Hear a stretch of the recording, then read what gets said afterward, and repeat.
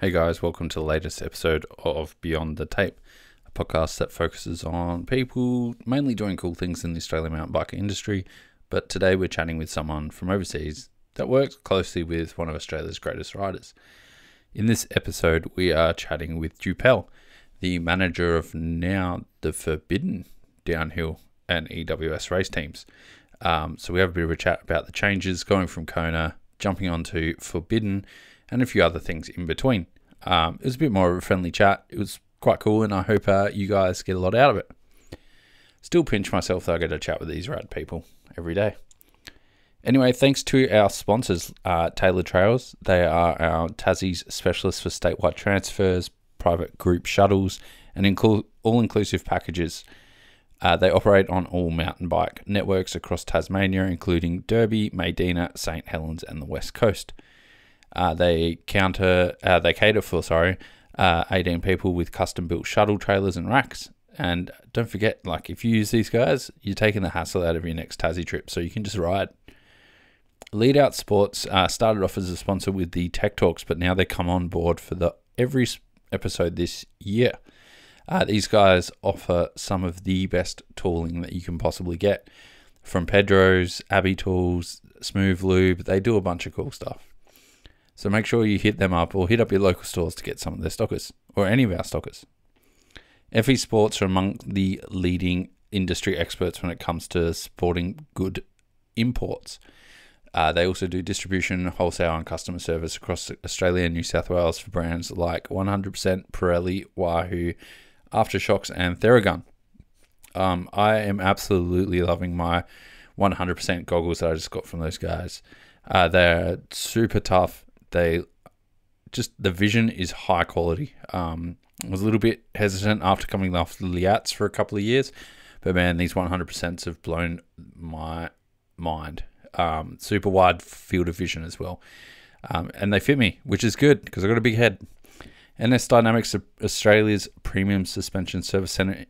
They've been doing this for over 20 years, and they're up in Queensland. Every time I've got my suspension back from these guys, it feels better than new. And man, their turnaround is super fast. So make sure you check out their range of products from Helens, Forsprung, DVO, and a bunch more. And make sure you get your suspension serviced by these guys because, man, you're never going to go faster.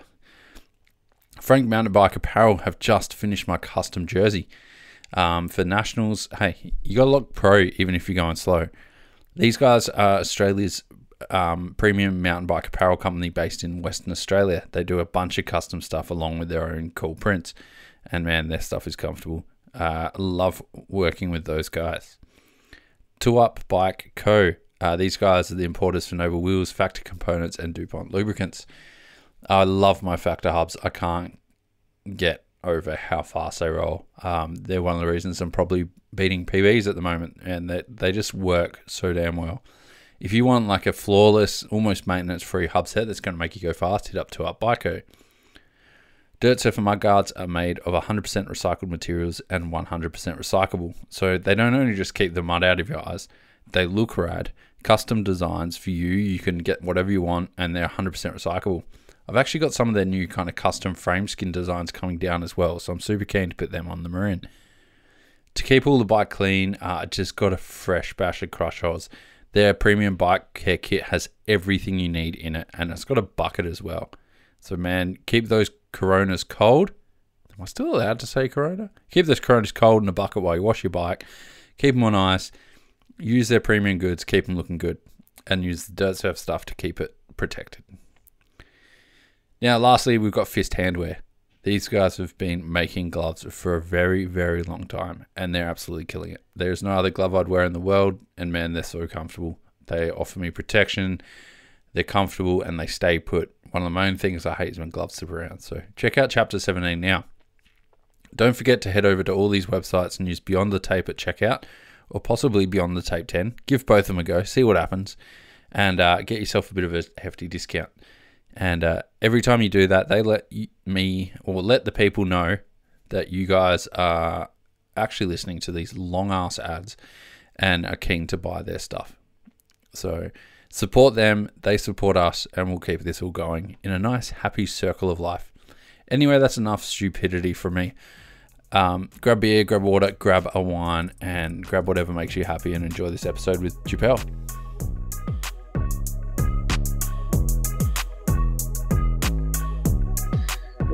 I think right now it's like minus 16 or 17. I'm feeling cold today because it's 28.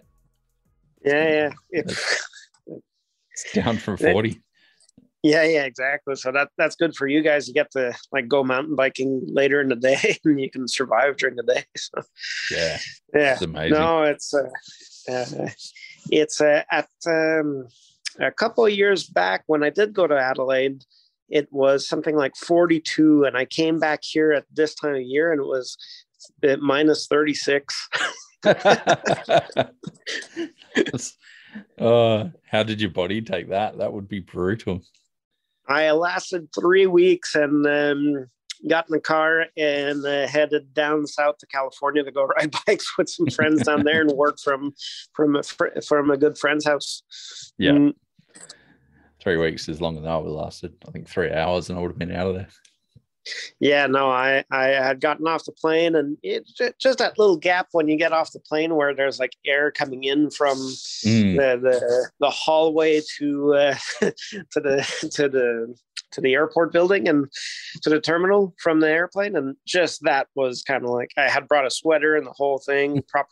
We'll say proper tan coming out from Australia. Not exactly a proper tan, just more tan than over here. So it's like feel like a well-cooked piece of meat getting tossed in the freezer. No, definitely felt kind of like I did not feel had a toque, a sweater, the whole thing, and I had left in November, I think. So I didn't, of course, you're going to Australia, you're not going to bring a proper jacket, and figure somebody will bring it to the airport. Just freezing. It was a pretty bad moment, but it's okay. We survived. I'm inside looking outside going like stupid COVID rules that we can't go testing right now to Australia and stuff like that. Has that been difficult? Because I mean, sure, everyone knows, and that's kind of what we're going to talk about, but man, like not only is your bike changed, you're running different wheels, you're running a bunch of different stuff this year. So typically, like when you do change sponsorships, or when you do keep all the same sponsors and stuff like that, the year after is kind of the same product. And like, sure, like last year for the year, like with COVID, there's been a massive demands in wheels, or with bike product in general. And last year we got wheels late, but it didn't really matter because we used the ones from the year prior because they were very good and stuff like that. So, and when you got good product, then usually it's still good the year after or something, unless it goes in a crash or something like that. So, but just so for this year, how stuff has been,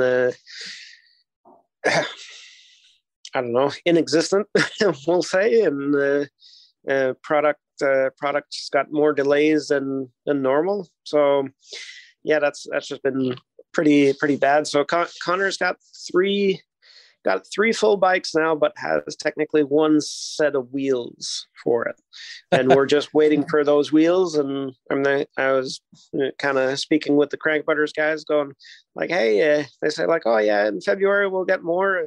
That's when product supply. I go, is there anything used or somebody that used like once or twice that we could send to Connor? Because there's Cannonball Festival, National Champs, the whole thing, and he switches from one bike to the other. So that's what he's got to do for his wheel sets. So, so that's it. Yeah. So that's, so I was talking to him and I go, so you tested out all three bikes. Oh yeah. And I'm like, sure. He didn't change. He just went and rode one bike and had a great time on it. And then just kind of telling me like, oh, sure. Yeah, I did that.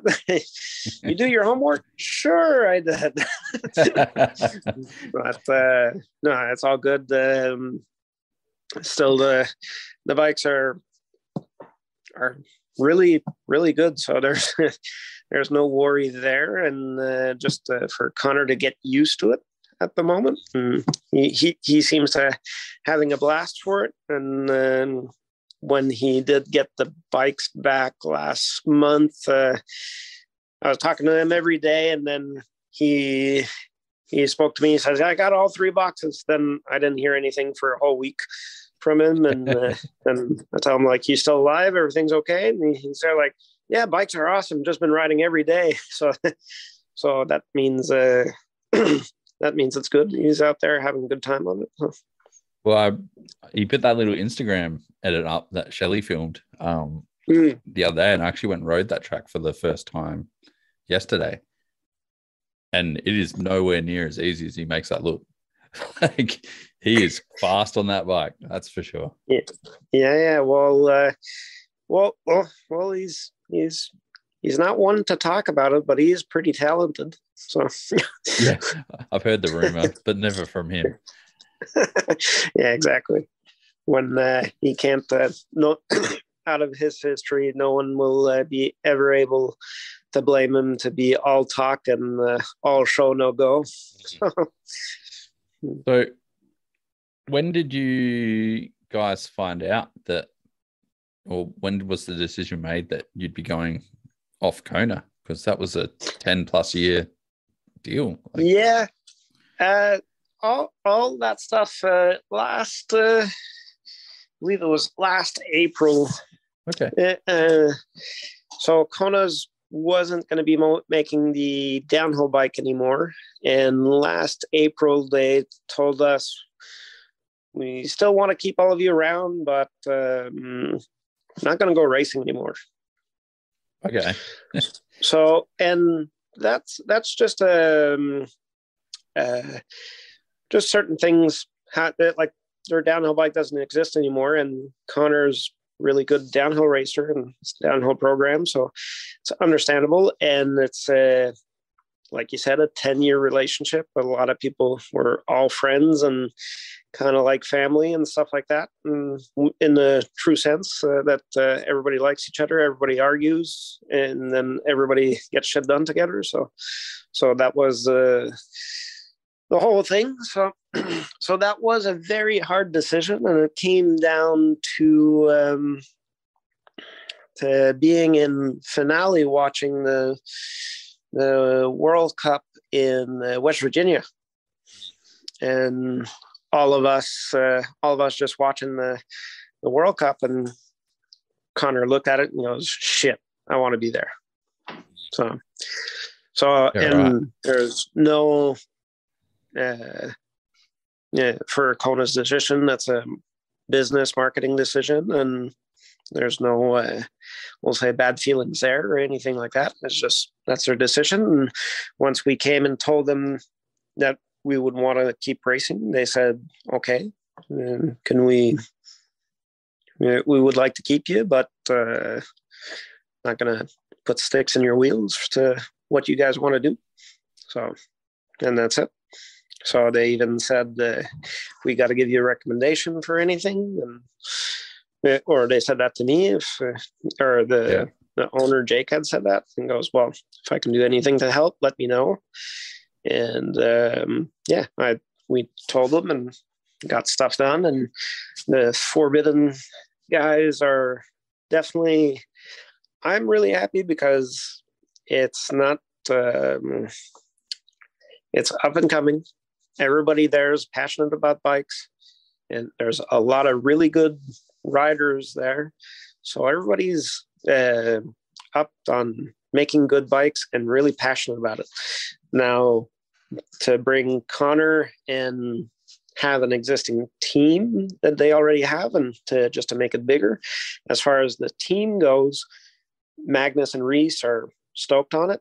Connor's stoked on it too, to go ride technically with Magnus and Reese, because he's ridden with them in the past and he's real good friends with them and traveled everywhere. And we gave Magnus a hand a couple of years ago when he needed a ride, and we through Steve Smith Foundation and cool. They got him a Kona. He traveled with the team for a good part of the year. Steve Smith Foundation paid for his way to get to the races, and he became friends with Connor at the same time and rode together. And so all this is kind of familiar faces, but when it comes down to the engineers and the everybody else that works at the Forbidden, makes it wheels turns there, they're generally really happy about all this stuff. And for me, it's I'm super happy about this because we're going somewhere, working on a bunch of stuff that you're probably going to ask me questions about that I will deviate later on. I don't think there's many secrets about what they're working on. No, not secrets, but no, there's no secrets, but just can't go into details. But yeah, there's generally like a big just collaborate excitement about everything going. And for Connor to going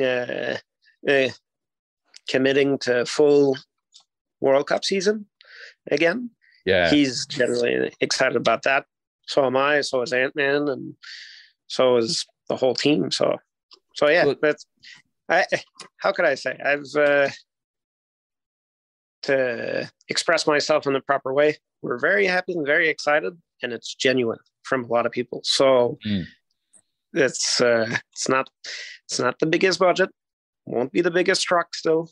It's going to be the same kind of group, and just out there to for the greater good of mountain biking, and we're ready to do stuff. So yeah, it definitely seems like all the changes, like it was a bit surprising to hear that Kona had gone out, and they've got that long history with everything, but it seems like all the big changes and going to Forbidden and getting that smaller company and you guys are all being excited, it's really to put it in Australian term, lit a fire under your ass to go again, almost. Like it was almost, I don't know, from the outside looking in, it could have been getting stale after 10 years, and now it's all just rejuvenated your guys' passion to go again. Yeah, well, I think the passion's always been there. It's just the fact that, we'll say, not having a new downhill bike, not necessarily made it stale. It's just there's no more progression from that one, and to know in advance that there wasn't a new one coming in a year and a half in the making is that's a bit sad saying. And going to enduro races, or switching completely to enduro, that was, how could I say, enduro races are fun as far as you get there, you go and ride your bike. Yeah. The next day, you go and practice some of the courses. So you ride your bike all day. Then you do the actual race, you ride your bike all day. So me and you are talking because we like to ride our bikes. Yeah, exactly. So going to enduro races is pretty damn fun. But we all like to ride our bikes, but racing is a different thing on different courses, and definitely like the downhill races a lot more. Yeah. So the other ones is, and as I say that, it doesn't say I or we don't like the enduro races, just it's different. And you got to look at it a different way and kind of train for it a different way. The EWS stuff is kind of got to look at all the corners, this sounds bad the way I said, but all the corners that you can kind of not cut, but go more inside, save the millisecond here, millisecond there.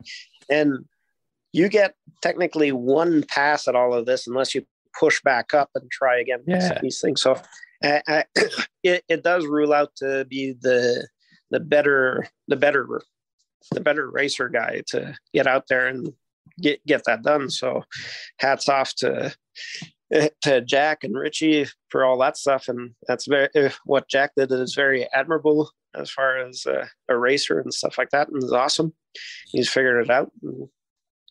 So yeah, that's so the EWS stuff is really fun. And I did the EWS 80. Yeah, it's really I saw hard. that. It's really, Yeah. it's really hard. It's really challenging. And but as far as for Connor racing, it's going to be more excited. We're going to be more. I'm more excited about Connor going racing downhill than the EWS, or certain EWSs, because certain courses don't suit him and the flat pedal things, and sometimes some of the big uphills. So he's not super stoked on that, and neither are a lot of the racers. But that takes a lot. If you're not happy about certain things, then that's where you say, like, okay, you're. The effort being put in is not the same as when you're going, okay, this is sweet. I like everything's sweet. Everything's good. I'm going to give it a go and just have a good time. And because that's what kind of Connor does at the downhill races, has a good time, and he can finish top 10 having a good time. So, sure. Then he'll turn around and tell you or whoever that the companies don't pay him to go race their bikes or whatever. And I'm just there to, no, I want you to win. Yeah. I think secretly deep down he wants to win. Well, maybe not secretly. Yeah. So if I can share this with you and the general public, when he gets in the start gate at the top, there's no. You see that he's not taking off at the start gate just to participate. So, how did you? So you mentioned like they were friends with Magnus and friends with Reese as well.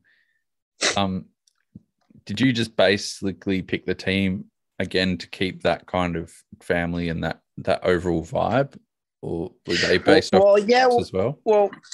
Well, there was a couple of talks to other people and other teams and stuff like that would kind of, we'll say, separate Connor, Anthony, and me, maybe, possibly. Okay. And for money side of things and stuff like that. But there was again other more bigger money offers for certain like that, things like that. But the fact of for me and Anthony going to EWSs again with Reese and Alex Storr at the moment. Mm-hmm. And then as far as we'll do some, Forbidden's got some cool media projects in the hands with all 4 of the riders together and stuff like that later on in the year.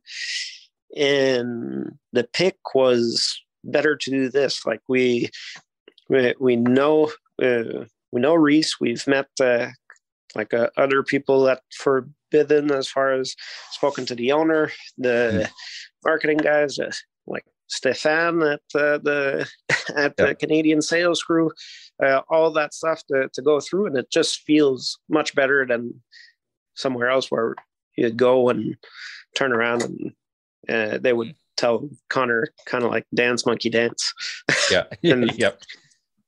So people that would care about our racing, would care about the racing and would care about the bikes. It's not just a thing. But I was flattered through this year, because we once a couple of people found out that Kona wasn't going to race anymore in the year after, and two people came to see about me, Anthony, and Alex for working together and stuff like that, as far as just the staff, and said like, oh, you guys work great, and would you be interested in coming over? And I said like, okay, well, I'll speak to Connor about it. And they said, oh no, we're not interested in Connor, we're interested in you guys. Right. Yeah. So it's kind of funny that so that's because a lot of people came up and spoke to us and got a lot of emails through the end of the season, seeing if we're interested and stuff like that. So me and Anthony sat Connor down and said like, hey, we got an offer from these people. Oh yeah. Because I don't know about those bikes or stuff like that. I go, oh, well, you're not in the deal. You're the weak link here, buddy. So me and Anthony can make fun of Connor for that one, but no, but still we didn't. That was just a fun thing for interest. So, so yeah. I I guess most people already know this, and we can kind of ask it. But when does like the contract deals and everything kind of start to ramp up for you guys? Like you said in April last year, you knew. Like, Yeah. How? When do they start, and what's it like knowing throughout the entire race season almost that you're not going to have a downhill bike, or you might not be going back to that team for the whole year? It's got to play on your mind a bit. Yeah, that's as far as what it played out. The only thing that was fearful for us is basically not going to races, because like I said, we had a good deal onwards with Kona to do some media stuff if we wanted to stay there. Yeah. And from being 10 years with those guys, we fully entrusted them that that's true. Just the fact of not going to races for a couple of years, and if, let's say, for whatever X reasons, the company would change hands or something like that, and would turn around and go, "You guys are pretty expensive. What do you guys do again?" Yeah. So that's and if that would happen, then you'd say, "Oh, like okay, we'll go back to racing." And we spoke with Connor, and well, like I wouldn't be afraid to get work for another race team or another bike brand or something. But as far as racing goes, it'd be quite hard for Connor to turn around in 2 years, 3 years, and say like, okay, well, I'll go back to racing, and with nothing under the belt for the last couple of years. Although Adelaide's got some big talent, and if he continues to go there and beat them, or beat a couple of people, or fight head to head with them, it does turn some heads. So I'm not worried about that. But still, it was just how can I say? We were looking at it as far as a bit sad at the same time if we weren't going to stay. But say right now is kind of forgotten about all those feelings and not dwell on the past or anything like that, and really excited about the future. Yeah, it seems like you guys are all keen. Mm-hmm. I mean, obviously in that year as well, like Magnus has had his own health issues and stuff like that. Like, man, it was so good to see you guys sign him up as well. Yeah, well, he's getting, I don't know when this will air, but he'll get the final PET scan on January 31st. Yeah, right. And he's pretty confident that he'll be completely clean and stuff like that. So I'll touch wood, cross our fingers and all that stuff, because and then kind of gotta work and think everything's going to be positive and we're going to keep going. So and not dwell on that too much. But for February, him and Reese and Ant-Man are going to go to Costa Rica for a downhill race there, which is kind of like a Pan Am game or something like that, which has got to be Canadian affiliated. So they'll go there, do some races, and kind of for Magnus get a bit of racing and UCI points under the belts before Lourdes, because Lourdes is in 2 months. So basically, in 2 months,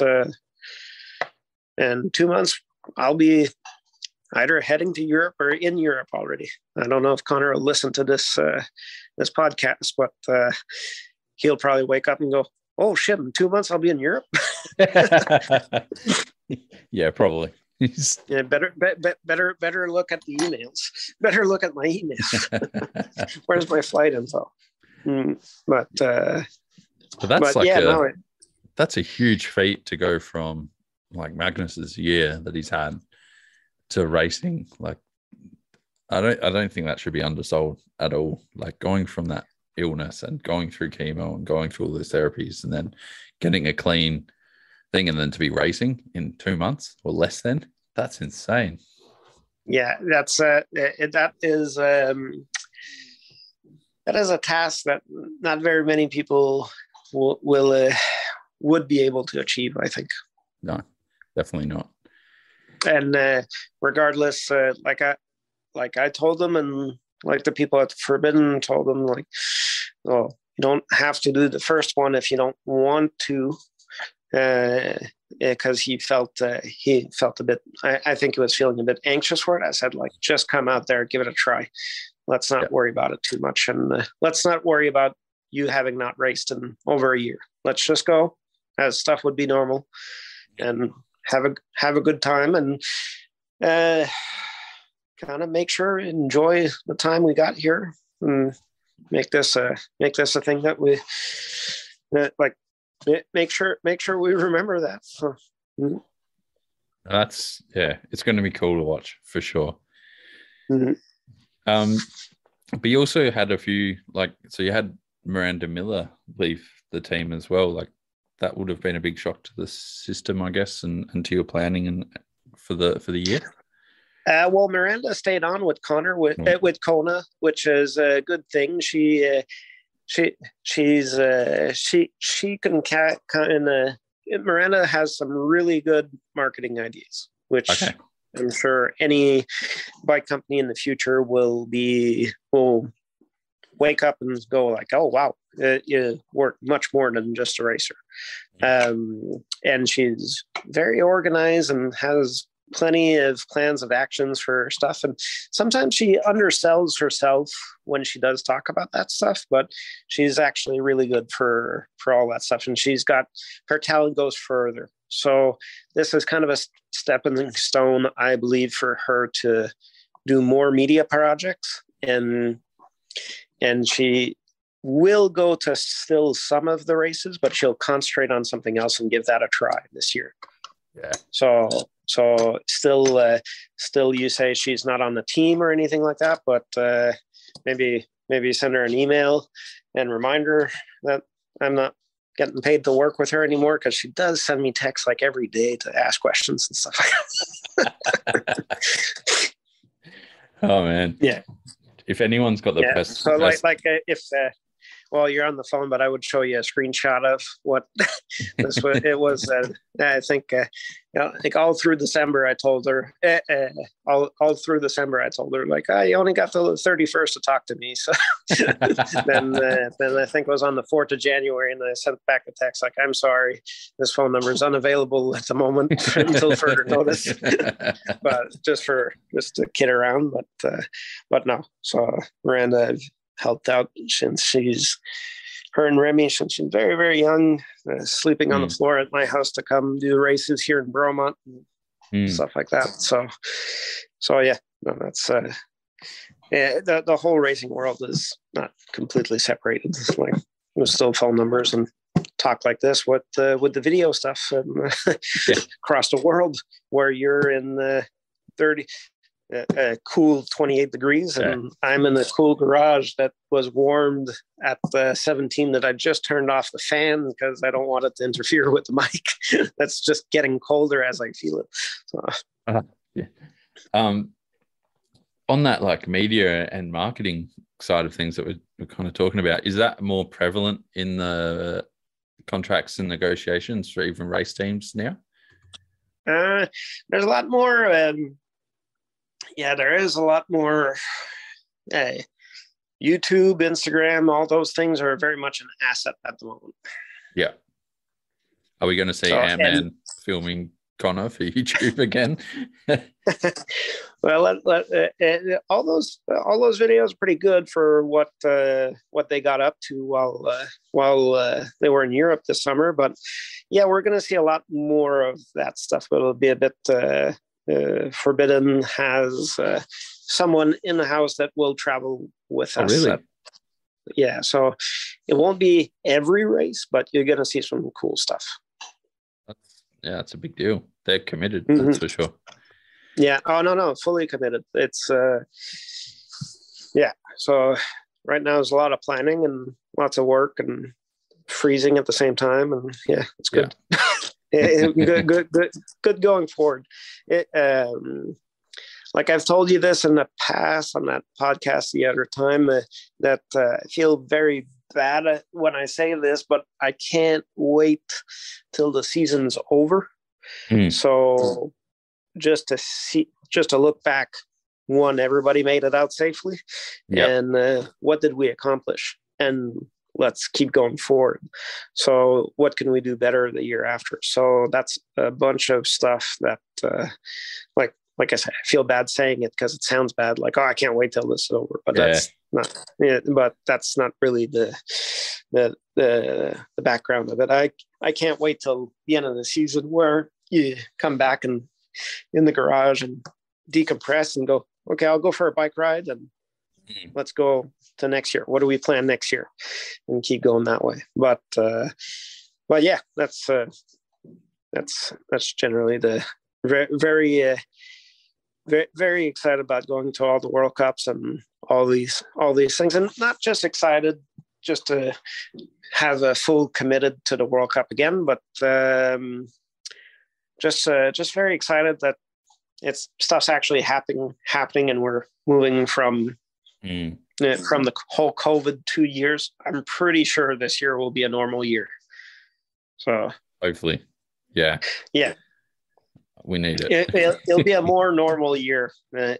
Last year was pretty good as far as Europe went, but still going into that year was pretty nerve-wracking from the small amount we had done the year past.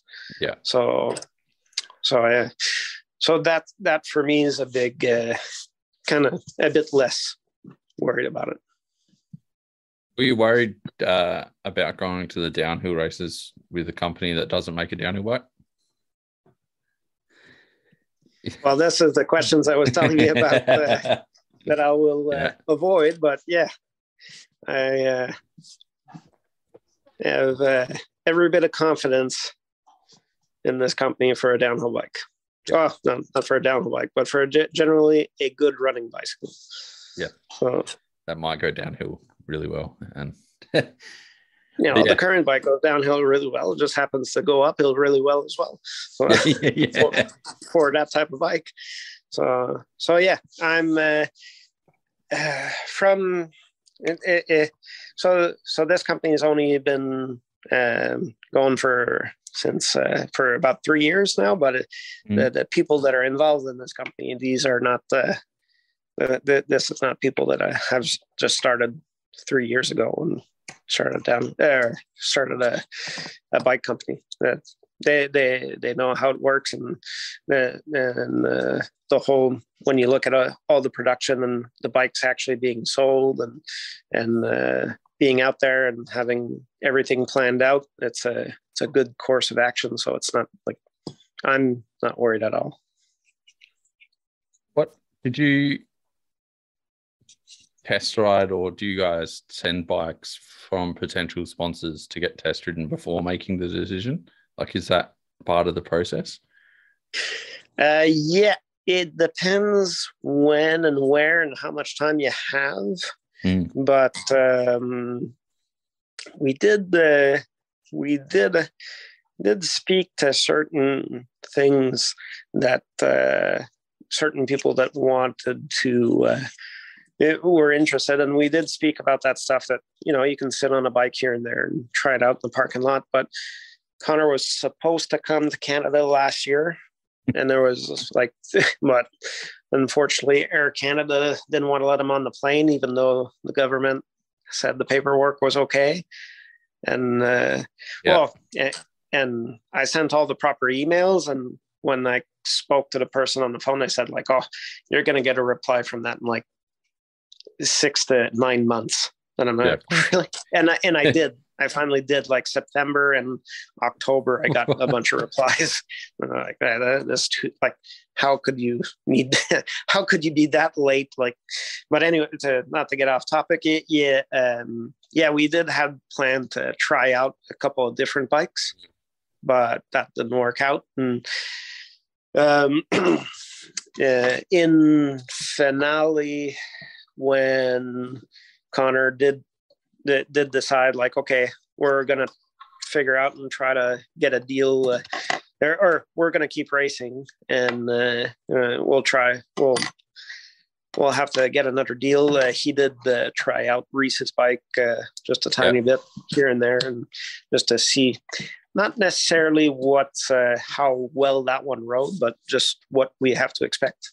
So, well, because Alex was kind of doing some work with those guys at that same time, right? Like that's kind of well, that's how that's how the talks got into it, because Alex, it kind of got Alex that job. And with Reese, because Reese is a good friend with Alex, and to continue last year, I didn't have that much budget to have an extra mechanic, so it went to Alex and said like, okay, well, Alex could go work with these guys and do half work with me sometimes and stuff like that. Yeah. So kind of in a term like share Alex, but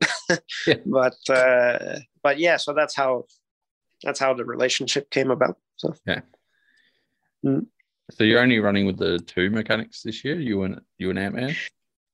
Yeah, so it's only going to be me and Ant-Man for the moment, because the budget's not massive, and one day we will somehow find a outside sponsor that will give us the millions, and we can have everybody paid very well and stuff like that. But for the moment, it's still a struggle, and we'll make ends meet. And of course, this being the first, we'll say, big year with this company, and it's with Forbidden, it's like we've got a lot of travel ahead of us for the next summer. For me and Ant-Man, generally we'll go to all the enduros and all the downhills.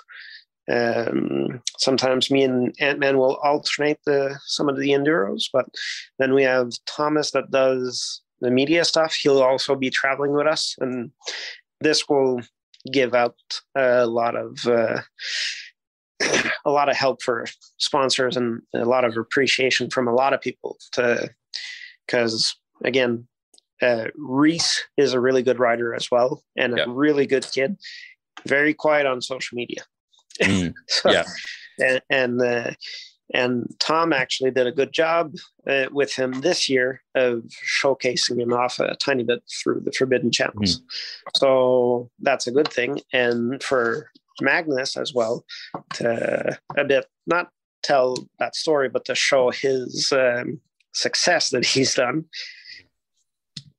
Tom will be able to help with that as well. So, and kind of so on. And for Connor, does a bunch of amazing stuff and doesn't tell anybody about it. but we'll be able to do more of that stuff too. So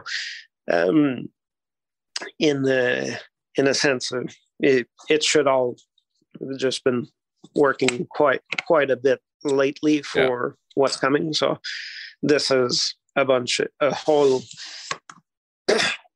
different avenue that I am very excited about. So I think like a lot of racers are focused on their racing and their training, and to throw social media and do, like, I don't know how Jack Moyer does it. Like, he's on it all the time, and Dean Lucas and stuff. Like, it's phenomenal. Yeah, no, exactly. Jack, I do watch some of Jack's videos. I don't have that much time. We'll say so no offense to that, but I do like Jack's riding videos and stuff like that. And I think maybe Connor, if he was in a different era, when Connor was 16, 17, 18, he was doing all those Instagram videos, like a lot of them, and different times, different motivations and stuff like that. And yeah, that's it's a big thing. Gives a lot of worth, especially in the last 2 years with COVID, because not a lot of racings went on, and the people that were able to capitalize on it and that race and did that, I'm happy for. I'm a tiny bit unhappy about the people that did capitalize about it, that kind of are just like industry leeches. So, and that don't like just kind of ride bikes to get free stuff. So which that I'm a bit disappointed about, that a lot of companies do support those types of people. but or the so-called influencer. But I think for all those things are very entertaining, and it's motivating a lot of people to go ride and race, and happy to be at the bike parks. Like one thing 2021 showed me was mountain biking is a lot more popular than it was in 2019 when we properly went around the world. Yeah, it's insane. Now to say that the whole world's kind of semi-lockdown and for traveling and stuff like that, and we got to go to about like 10, we'll say 10-ish different. I got to go to 10 different bike parks, like a non-racing times, and saw that it was massively full. And the one across the world, I'll say, because we went to Italy, Austria, apart from the races, and Connor and Ant-Man went Morzine, and that's generally just a popular place, but also went to Slovenia and different places. But the different places close to Canada, it's always packed with people, which is good. And over here we have. I live in Bromont, so this is anybody that rides proper mountain bikes in Quebec or Ontario will come and visit this place at least once in the summertime. Yeah, but that's pretty big area. But Mont Saint Anne, which everybody in the world knows because of the World Cup. Usually, if you go there when it's not the World Cup, the place has like 5 to 10 cars at the most in that parking lot. And that parking lot's massive. Yeah. And I went there on a Tuesday last summer with my girlfriend because she was off of work and it was vacation time. And the parking lot was packed. Yeah, thick. Like was half full, but this is a massive parking lot. And just on a Tuesday. Yeah. And they're like, okay, well, sweet. It is a nice day, but this is amazing. And there's a new bike park called Massif La Rivière, which is 40 minutes past St. Anne. Yeah. Which 45 minutes past St. Anne North, like there's not much going on. Like you're getting further away from Montreal. Like you show up and you speak English and people are looking at you. Yeah. Cooking. Okay. So that place was also packed with riders on a Wednesday. So to have gone around the world and see all the different places, which it was packed. We went to Leogang on a weekend and it wasn't the World Cup. And there was like a 40-minute chairlift or gondola. Wow. And then it was too packed. So we went across on the other side to the Saalbach area. And that was also packed.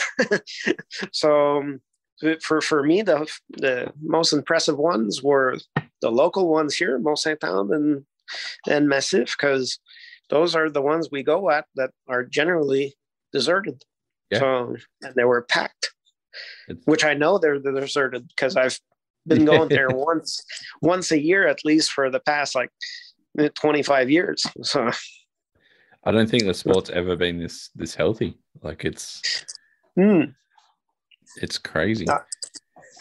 It is crazy. Like Bromont has 3 parking lots and 3 chairlifts now, like 3 sides. Yeah. Wow. And the last weekend in October, all 3 parking lots were packed. And they're big parking lots. And you see families with all types of bikes. You see different types of groups here, groups there, and you see now more fashionable accessories, like all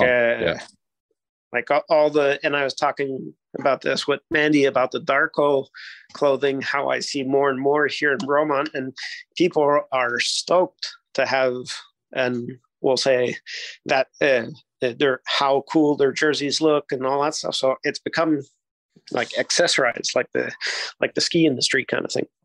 Yeah, have a bunch of jackets that have a bunch of clothing for the year, which is cool. And you see people going to the bike shop hesitating, spending $7,000 on a mountain bike, but then buy $1,500 to $2,000 of clothing. So, yeah, that's a good point. Never even thought of it. Yeah, so I'm happy for it. There's a bunch of people that support the race team that are selling all their products. So I want to see more of it. So Well, you'd hope that the boom and the extra cash is flowing on to the teams and the guys that are promoting it. So obviously the sport's just going to keep growing and growing as long as this continues. yeah. So the more bigger teams and the more budget you guys have, the better, and more development. Don't need the biggest budget. Just need to get to the races comfortably and have everything we need. Yeah. Well, you can get excessive with it. So obviously you got the Kona focusing on the downhill and stuff, but so what do you think is going to happen this year as now that you're focused back on downhill? Do you think that the teams, I mean, obviously you hope the team's going to go well, but what do you think about the competition and all the team changes you've seen around the place, and how do you think you guys are going to fare? Well, one thing I'm super happy about that Forbidden's interested in racing and supporting this whole thing, and it sure shows from a lot. It's not a Commensal brand or a Canyon brand or a Specialized brand or a Trek team. It seems like those four are trying to capitalize on the racing thing, which will, like, if we're not, bike companies aren't careful about not supporting racing, then you wind up having kind of like not the motocross scene or kind of the automotive scene where you're only aware of certain brands, but there is a bunch of brands just because of that. So I'm really happy for because you keep saying the focus on downhill, but that the team that me and Anthony are taking care of right now is basically an EWS team and a downhill team. Yeah. So there, Alex Storr and Reese doing EWSs, and Magnus and Connor for the downhill. So that's two teams, true. And I'm like I said, it's not just a focus on downhill, but basically, hopefully sponsors realize what Forbidden's putting on the table now as far as supporting a complete program, because there's also Dylan Butcher that they want to do more with for free ride stuff. And so a complete program of helping out athletes, and they have a lot of grassroots athletes and that type of athletes. So they're supporting junior race programs here in Canada cool. and a bit of everywhere. So it's a great thing, not just from spending money on one big thing. And when I say spending money, it's not just spending money. It's just kind of time and spending everybody's time and we'll say passion into it. So it's good. Like to get back to what I said before is I can understand companies not selling downhill bikes and having a hard time sponsoring enduro racers or enduro teams or whatever. But I find it sad that companies don't at the moment, just because like you see the Commensal, the Trek and Canyon, it's kind of I don't want to show up to the pits and just be 5 brands. Like no. Well, Commensal has like 4 teams. Like it's insane. Yeah, so does Canyon and Trek. Trek's got a couple. Specialized, only aware of one at the World Cups, but I'm sure there's a bunch of people here and there. But yeah, so I'm super happy to be dealing with a company that's interested in it and fighting the big guys. So I think that's something we saw come out of the COVID thing as well, was a lot more smaller companies giving it a crack and going for it. Like Forbidden, obviously we've got Williams Racing Products down here. We've got a couple of brands down here that have formed because of that COVID thing. And it's cool to see the little guy coming back into the brand instead of just being Santa Cruz, Trek, Cummins up. Yeah. Is it kind of daunting coming into the season with a company that's been around for 3 years? Well, with a brand new company and untested product. Well, not untested because obviously Reese raced last year. But yeah, I wouldn't call the product untested or anything like that. All the sponsors that are supporting us have already we've already ran their products and it's been tested and no, it's for me it's not daunting or it's exciting, right? Because this is break out the telemetry stuff and yep. try to figure it out a bit more. And it's not the same thing. It's not the same bike that like it's a whole new bike and like what we were talking with Connor and he goes, oh, well, he said, I got to learn how to ride this one. He says, I have to learn how to ride again.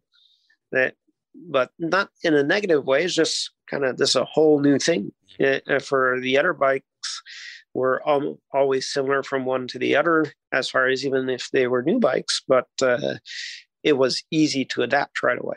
So now is a whole new thing that does kind of all new stuff and reacts differently when in turns and jumps and stuff like that. So for him is very exciting at the same time. So just more bike ride, like comes down to what I said before, more bike riding. So should be happy, should be good.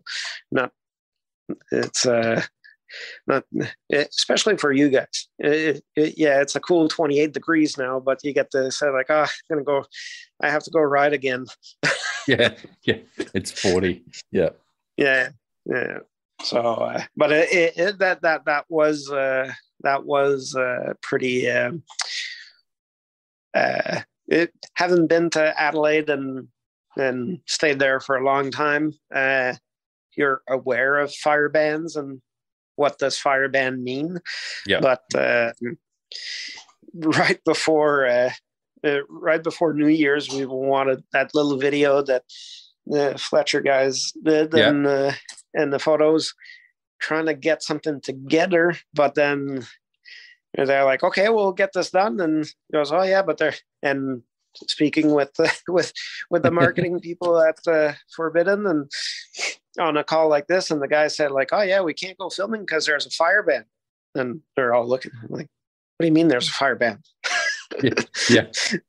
Oh, like we can't go in the woods. Why not? Like it's sunny out, right? Well, but you can't go. Like, but for me to, like I said, like it's minus 17 outside. You tell me that you try to explain to somebody across the street from here that hasn't been in that situation that there's a fire ban. It's hard to explain. Oh yeah, well, like literally on Sunday, our neighbor was just angle grind. Just for the people listening that might be international, like it's a ban to stop people going out into the bush during 40-degree heat because it's so dry and so hot that if a fire goes, it just goes. Like there's no stopping it. And we had a guy out here from a rock on a pedal and it can go. Yeah. Well, we had an angle grinder set a fire on the back of my house on the weekend, and 3 of us put it out, and it burnt 20 meters in 5 minutes. Like it went and it was about to set a tree up. Like it's just a thing that you learn how to deal with here. And it's a crazy concept when you actually put it that way. Yeah, no. Well, it is. And it is. And a couple of years ago, when we were filming in Rentalic and something like for Connor was kind of special as well as Mike Kinrad had like went and chopped a tree and found a bunch of dry branches, and we're in the middle of the bush in the mountains with trees and brush everywhere. And we'll warm up and just set a fire here next to the truck. Yeah. And like okay, for everybody around here, it's kind of like, oh yeah, well that makes sense. You stay warm, all that stuff. But if for you guys, you don't do that. Definitely not. No, definitely not. That's a big no. And so yeah, no, that's so it's so that was pretty funny because we were there going like, so we're not going to have any images for January 1st or anything. So, yeah. And then they said like, oh well, well we we could announce it like later on in the month or at the end of the month. And I go, well, like Connor's not going to keep wanting to ride and hiding for another month. Well, so, yeah, I did hear that he'd taken 2 bikes to the National Enduro and had to ride one. And then, yeah. Why is it January 1st? Like, that's always perplexed me. Like, why is it not the end of the downhill season? I know that's something that I've thought in the past, and that's something that kind of should be if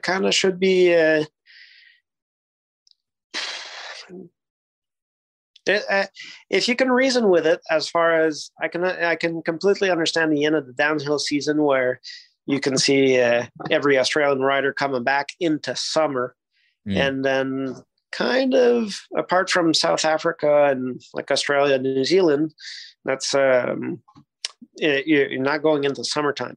At the end of the downhill season, a lot of riders, or at the end of the racing season for XC and stuff like that, all the riders go on vacation, and it's their time off and stuff like that.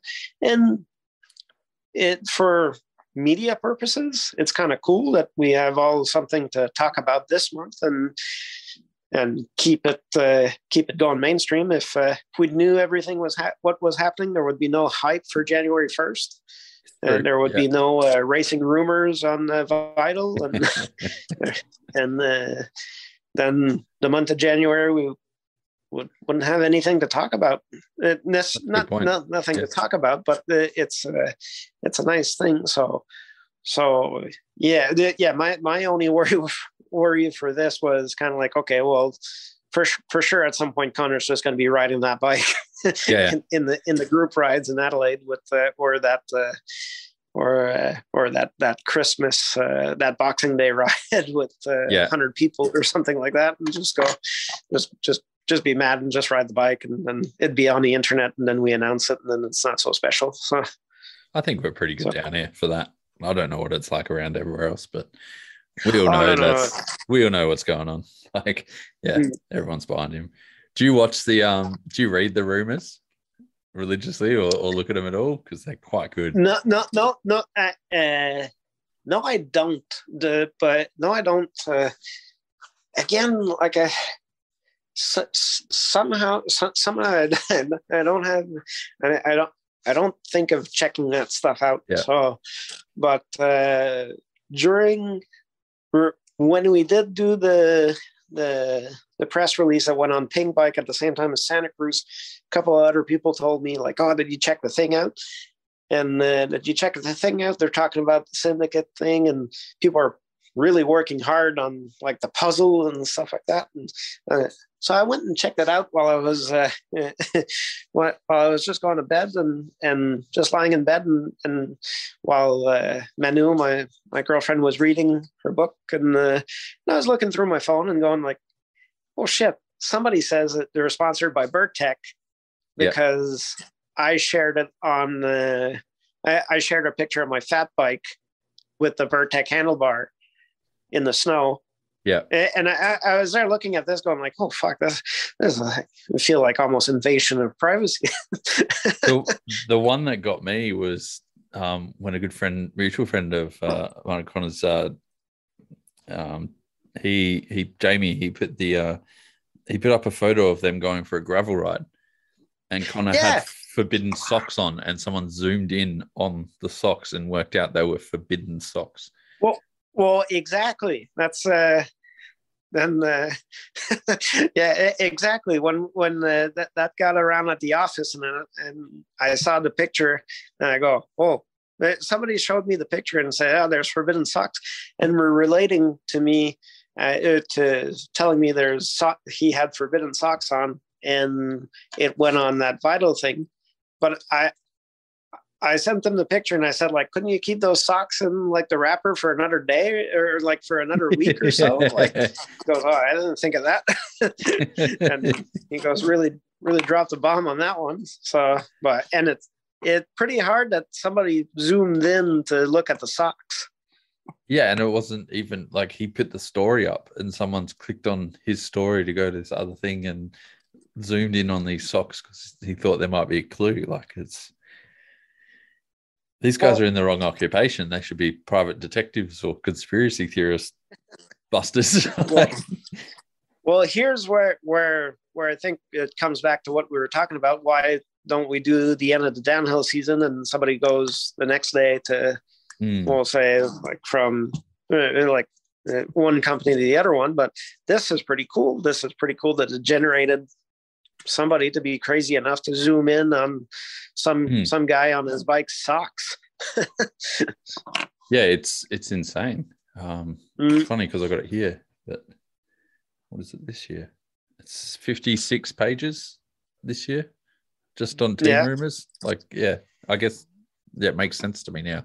Like all that hype and all that, because it's a dead season for news. Like there's nothing happening. So, might start wrapping things up a little bit here, so you can go to bed and put the heater back on. Just mainly the heater is the most important thing. So I guess what do you? Well, one last question. I guess what is your biggest goal for this season for the team as a whole? As a whole,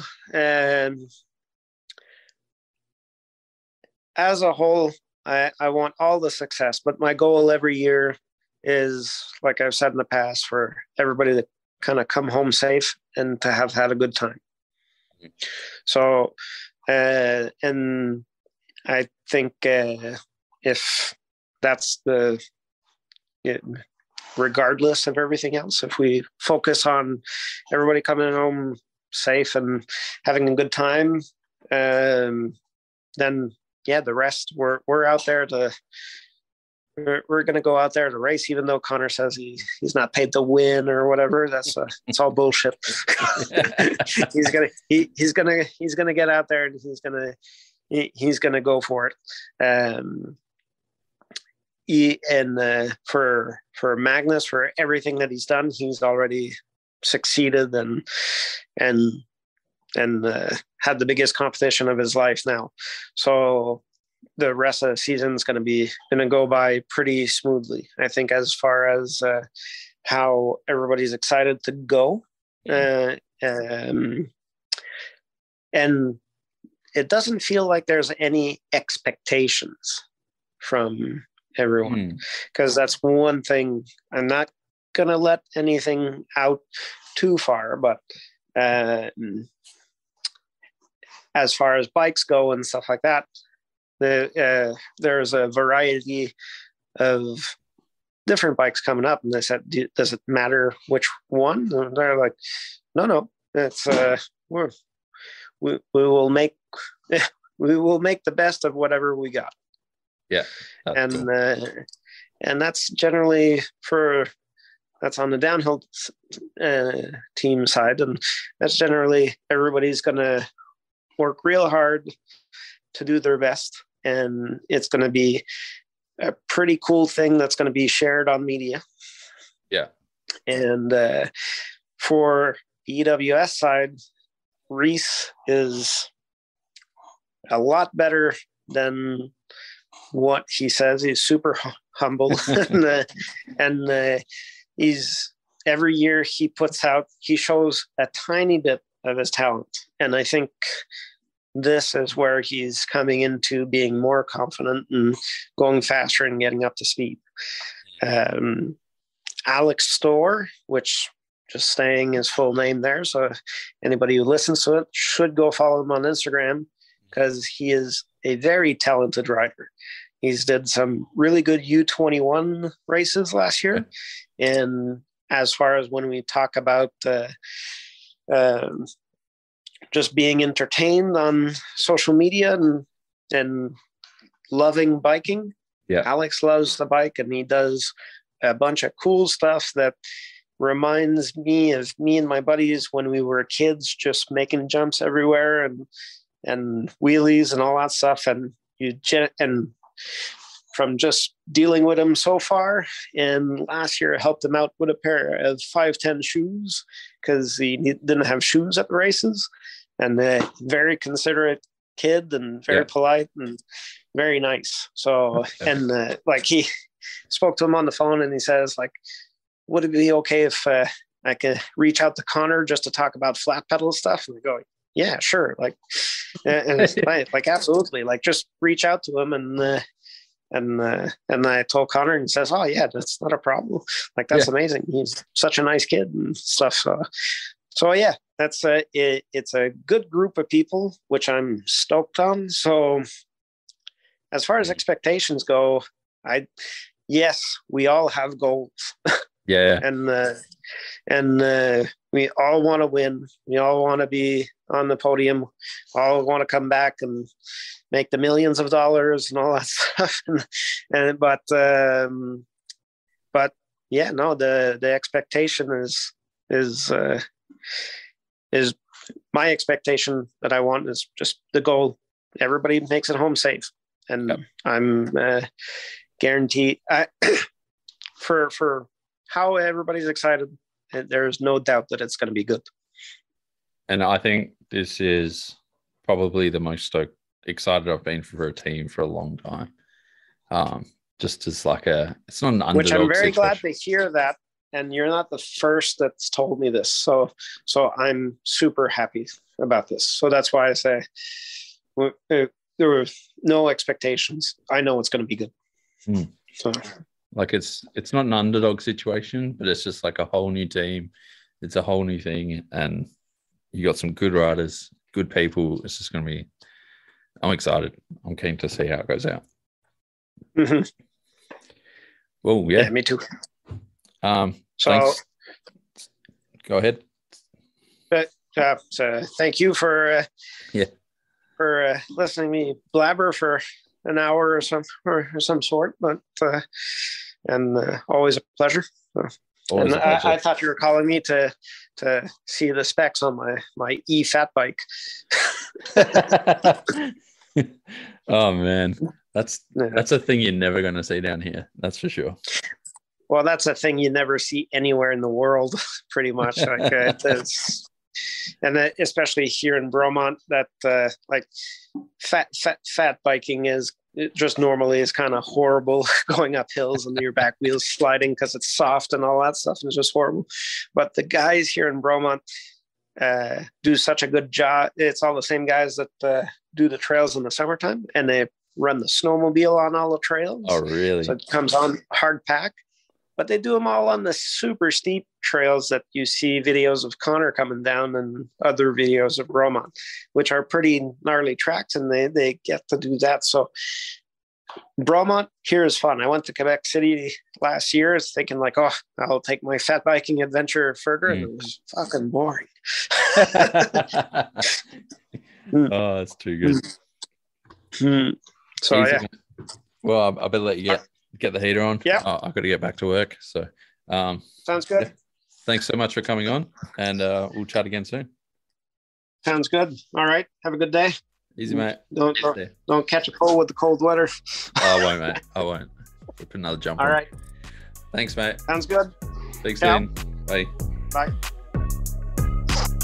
Thanks for listening to that episode, guys. I hope you enjoyed it. As I said, it was a bit more of a casual chat. We kind of went around a few things, and I enjoyed it a lot. It's really cool being able to chat with Dupelle. He's a super wise human. He's given me heaps of advice.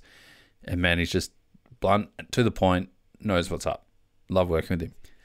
If you guys didn't enjoy this episode, make sure you reach out and let me know. If there's some audio problems or you're not enjoying the quality of production, let me know. If you want to hear from different guests, whatever, just make sure that you're hitting me up. Slide into my DMs, no nudes, and make sure that you let me know what's going wrong. If you're loving it though, make sure you share it with your grandpa, your mum, your dad, your dog, neighbor, uncles, cousins, brothers, sister. Not even sure what that makes it. Make sure you share it around. Like on YouTube, like on the iTunes, and leave a review on any platform and help grow this thing. We're at pretty much a breaking point now to go big. So any help from you guys is greatly appreciated. And don't forget to buy some sweet merch over on our web store. Until next time, have a good time.